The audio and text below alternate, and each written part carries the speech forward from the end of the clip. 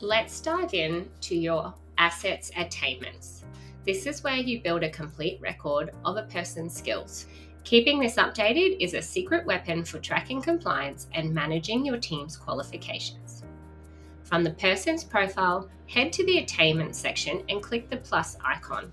Start by searching the skill name and then pop in the dates it was awarded and the expiration date if it has one.